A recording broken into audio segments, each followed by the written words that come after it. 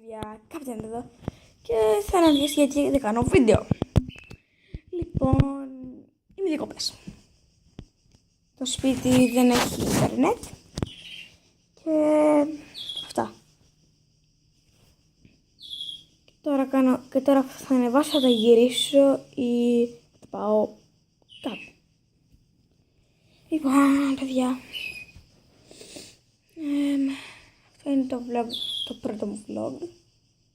Κάποια στιγμή θα κάνουμε και Q&A.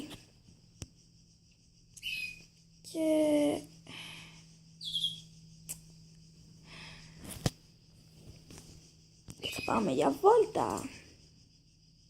Pokemon δεν θα παίξουμε. Pokemon θα έχει την επόμενη εβδομάδα. Επόμενη. Δεν ξέρω, εντάξει. Λοιπόν. Και σε λίγο μπορεί να πάμε βόλτα, μπορεί να πάω σε ένα φίλο μου, να τραβήξουμε βίντεο στο PlayStation, κάτι τέτοιο. Γιατί μιλάω έτσι. Ναι. Ωραία. Λοιπόν, παιδες.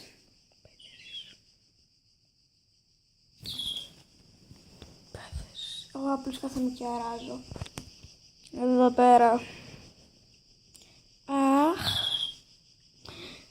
Σύντομα θα έχει και βίντεο TFT. Σύντομα. Βίντεο TFT, ναι, ωραία. Τι άλλο. Ναι, το κανάλι του Κώστα, του φίλου μου που έκανε το DFT, που είχε το DFT, θα είναι στο description. Και έχει το μάτι μου. Ωραία, λοιπόν.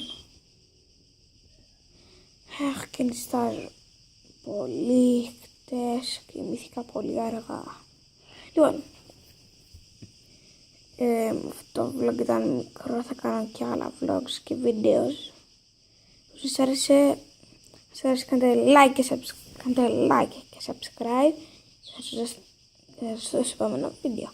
Γεια σας!